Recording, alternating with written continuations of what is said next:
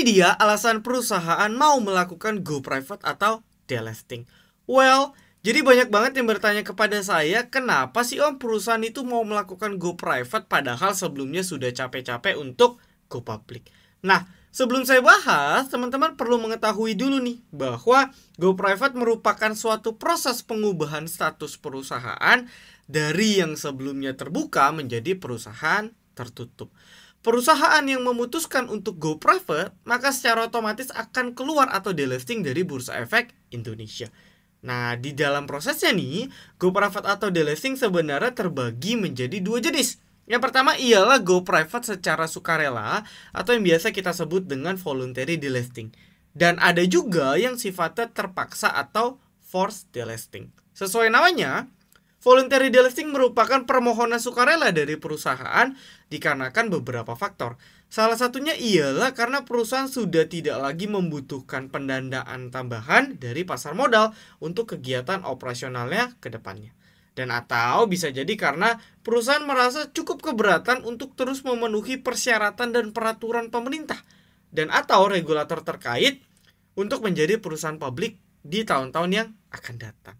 Sedangkan kalau forced delisting merupakan suatu proses penghapusan saham perusahaan dari bursa efek yang dilakukan secara paksa oleh otoritas bursa karena nih saham perusahaan tersebut tidak memenuhi berbagai persyaratan pencatatan yang ada di bursa efek tersebut.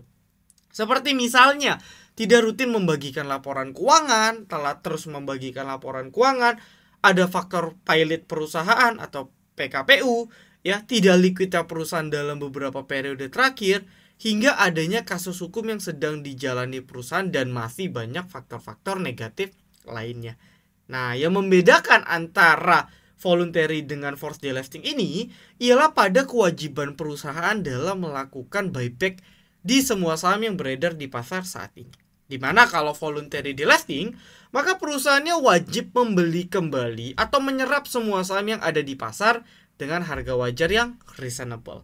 Sedangkan forced delisting, sepengetahuan saya, terakhir kali yang terjadi di bursa saham kita belum mewajibkan perusahaan membeli kembali atau buyback atau menyerap semua saham yang ada di pasar, sehingga yang terjadi akan menjadi kerugian bagi para investor atau trader yang masih memegang saham tersebut.